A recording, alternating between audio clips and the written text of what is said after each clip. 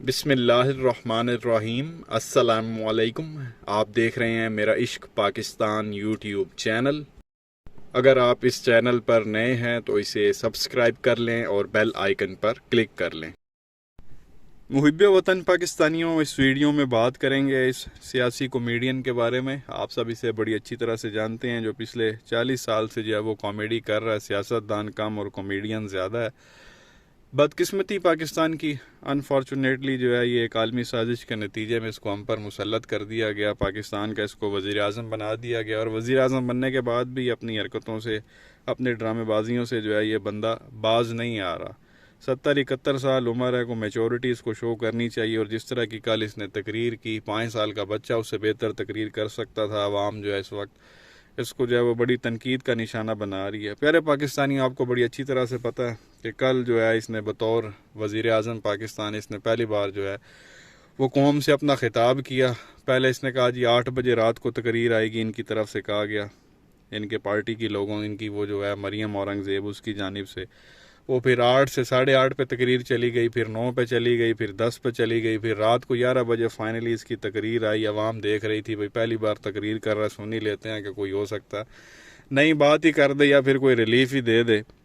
तो वो बेसिकली इतने ज़्यादा कट थे, कोई लाइव जो है वो इसकी स्पीच नहीं थी। वो फिर बाद में वीडियोस भी लीक हो गई, जब इसकी ये तकरीर रिकॉर्ड हो रही थी। यार 2 मिनट के बाद बोलता था रुक जाओ, अभी इसको काट दो, अच्छा इतना बोल लिया, अच्छा फिर रुक जाओ।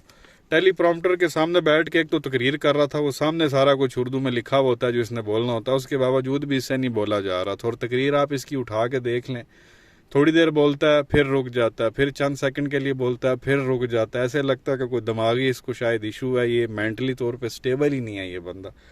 ऐसे लग रहा है कि कोई शायद बाइपोलर का इसको इशू है, या शायद ये ड्रग था, या कोई ड्रंक था ये, या सेडेटेड था, या शायद कोई पोजेस्ड था, कोई जिन भूतों का इस पर हमला हुआ था। मतलब बिल्कुल ही ये ना समझ में नहीं आ रहा था कि सिस्टम क्या है इस बंदे का, या शायद कैमरा ये फेस नहीं कर सका पहली बार तकरीर जो ये कर रहा था। तो बहरहाल तकरीर इसने कोई, जिस तरह वो कहते हैं, इसने देर की ना मुआशी फैसले करने में, जितना इसने टाइम लगाया उतना ही टाइम इसने ये तकरीर करने में लगा दिया। 8 बजे से अवाम को बिठा के बैठा हुआ था और रात को 11 बजे जाके जो है ना कुछ इसने बोलना शुरू किया। तो हमने भी सोचा यार पहली बार तकरीर कर रहा, हो सकता है कोई नई बातें कर दे, लेकिन वही घिसी पीटी पुरानी बातें जो पिछले, जब से खान साहब की हुकूमत आई है, ये लोग करते हुए आ रहे हैं। और तकरीर का आगाज़ इस भाई साहब ने किया इस जुमले से कि मेरे अजीज़ अहले वतन। पहले वाले लोग आके कहते थे मेरे अजीज़ हम वतनों, जो भी पहले आते थे। इसने आके कहा जी मेरे अजीज़ अहले वतन, कौम ने मुझे मुंतखब किया। अंदाज़ा करें, कौम ने मुझे मुंतखब किया। भाई तुझे कौम ने कब मुंतखब किया?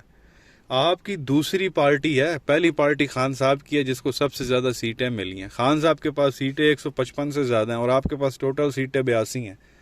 तो मुंतखब अवाम ने 155 वाले को किया या 82 वाले को किया? तो ज़ोर ज़बरदस्ती एक आलमी साजिश के नतीजे में पीछे गेमें डाल के तो आके मुसल्लत हो गई हो। तो मेरे अहले वतन, कौम ने मुझे मुंतखब किया।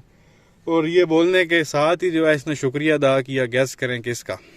एक इश्तिहारी का मफरूर जो यहाँ से दवाई लेने गया था और वापस आने का नाम नहीं ले रहा।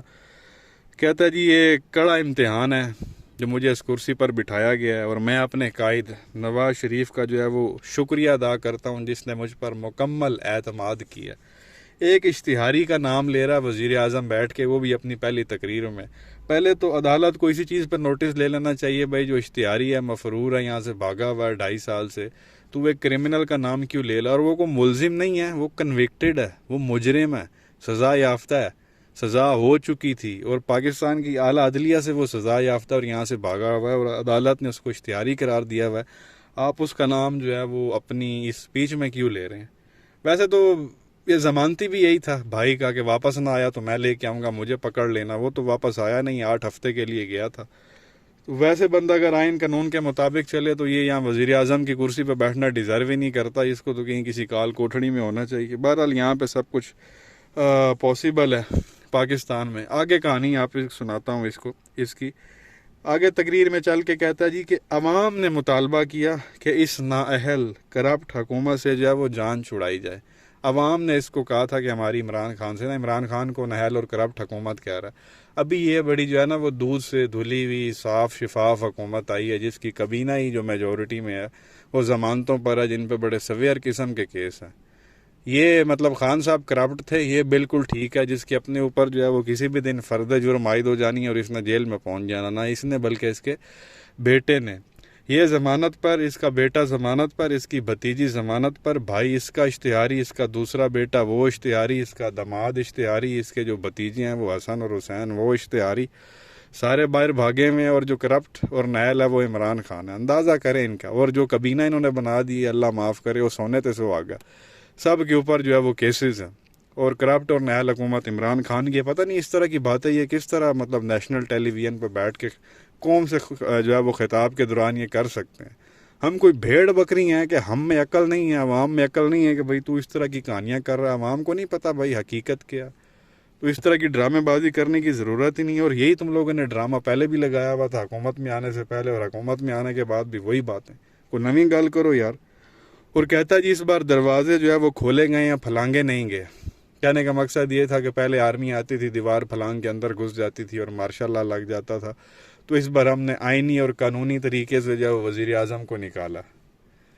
अच्छा, उधर तो दीवारें नहीं फलांगी गई। ये जो 2 दिन पहले तुम लोगों ने गरीब आवाम की दीवारें फलांगी हैं, उनके घर घुसे हैं, उनके दरवाजे तुम लोगों ने तोड़े हैं, गेट तोड़े हैं। किसी की जो है वो तुम लोगों ने ख्याल नहीं किया, ना बेटियों का ख्याल किया, ना चादर का ख्याल किया, ना चार दीवारी का ख्याल किया और घुसे हो वहाँ पे। वो क्या था ये? मतलब मैं आपको बता रहा हूँ ना, ये मेंटली तौर पे इसको या तो याद नहीं है कि हम 2 दिन पहले क्या हरकतें हम करते रहे हैं और हमने माजी में पहले क्या बयान दिए हैं। और ये 30 रुपये पेट्रोल जो है महंगा करने के बाद आके कौम से खिताब कर रहा और महंगाई की बातें कर रहा। भाई तूने किया क्या है और ये आके क्या कर रहा है? पहले आवाम को एतमाद में लिया है कि मैं पेट्रोल महंगा करूँ या ना करूँ? आवाम से पूछा? महंगाई करने के बाद आके महंगाई पे ये बंदा लेक्चर दे रहा है। मैं तो इस बात पे जो है वो बड़ा हैरान हूँ। फिर आगे कहता है जी कि पाकिस्तान को बचाने का चैलेंज हमने कबूल किया। पेट्रोल 30 रुपये पहले जो है महंगा कर दिया और अगले 15 दिनों में 30 रुपये इन्होंने और महंगा करना। ये जो पेट्रोल 150 से 180 का हुआ है, ये आगे 210 का हो जाएगा। फ़ी लीटर 60 रुपये जब महंगा होगा तो आप अंदाज़ा करें कि महंगाई किधर जाएगी। और ये आवाम को बता रहा कि मैंने पाकिस्तान को बचाने का चैलेंज कबूल किया। ये इसने पाकिस्तान को बचाने का चैलेंज कबूल नहीं किया, गरीब आवाम को मिटाने का इस बंदे ने चैलेंज कबूल किया। इनके पास इश्तिहारों के लिए पैसे हैं, बाहर प्रॉपर्टियाँ जो है वो बनाने के लिए इनके पास पैसे हैं। और इनके जलसे सुन लो जहाँ पे ये तकरीरें करते हैं जी अपने कपड़े बेच के महंगाई कम करूँगा। बेच अपने कपड़े। वो किधर गया जो कपड़े बेचने थे? वो बाहर जो वो लंदन में प्रॉपर्टियाँ हैं वो बेच के कोई आवाम को पेट्रोल पे सब्सिडी दे देनी थी। ये जो इश्तिहार दे दिए हैं करोड़ों अरबों के, हर अखबार के फ्रंट पेज पे तुम लोगों के इश्तिहार लगे हुए हैं, ये ना देते, यही कोई आवाम को सब्सिडी दे देते। मतलब अजीब ही आके ना फिल्म चलाता रहा ये बंदा। एक तो बोलना नहीं आता। मैं आपको लिख के देता हूँ कि 5 साल का बच्चा आप कोई कैम्ब्रिज का उठा के ले आए, वो ज़्यादा इससे अच्छी जो है वो तकरीर कर सकता। फिर वही बात आ जाती है साजिश वाली और मुदाखलत वाली। उस पर भी इसने डायलॉग मारा कि भाई ये साबित हो गया कि कोई साजिश नहीं हुई। हमारा जो अमेरिका में उस वक्त सफ़ीर थे उन्होंने भी कहा कि कोई साजिश नहीं हुई। वो फिर DGI-SPR ने भी आके कह दिया कोई साजिश नहीं हुई। वो साजिश नहीं हुई, मुदाखलत तो हुई है। मुदाखलत तो ना ले अल्लाह दिया बंदिया। मतलब ये वही बात है कि मुझे रोज़ा नहीं लग रहा, सिर्फ जो है ना वो भूख लग रही है। समझ में नहीं आ रहा कि ये किस तरह आवाम को इस तरह उल्लू बना लेते हैं, बेवकूफ़। भाई बस साबित हो गया इमरान खान ने झूठ बोला, कोई जो है ये खत वाला चक्कर नहीं था, कोई साजिश नहीं हुई। तो ये बता देता हाँ साजिश नहीं हुई लेकिन मुदाखलत हुई है, ये भी साथ आवाम को। वो सिर्फ साजिश के लफ्ज़ के इर्द गिर्द घूमता रहा और कहा कि जी साजिश कोई नहीं हुई। तो ये बड़ी भोंडों वाली बात है। किसी भी आप उर्दू दान को उठा के बिठा लें और पूछ लें कि साजिश बड़ी कि मुदाखलत बड़ी, वो फिर आपको एंड पे ना एक मिसाल के साथ बताएगा कि अक्ल बड़ी कि भैंस बड़ी। बहरहाल ये प्यारे पाकिस्तानी ये मामला आपके सामने रखना था। बड़ा जो है वो सुनते रहे इसकी तकरीर को 27-28 मिनट। मैंने सोचा यार कोई नई बात करेगा, लेकिन वो नई बात कुछ भी नहीं थी। वही नहल करप्ट था, ये था, उनका लाडला था, फलाना था, टेंगड़ा था। हमने जो है ये चैलेंज कबूल कर लिया, अब हमने ये कर लिया। उसके अलावा तकरीर में कुछ था ही नहीं।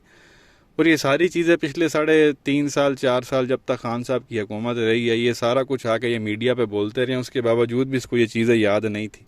फिर भी वो पर्चियाँ बना के भाई की तरह पेपर बना के लाया, तो उस पर सारी चीज़ें लिखी हुई थी। और वो भी अल्लाह जाने कितने कट मारे हैं इन्होंने तकरीर के दौरान। और फाइनली रात को 11 बजे तकरीर आई और आगे से खोदा पहाड़ निकला चूहा, ये वाला काम हुआ।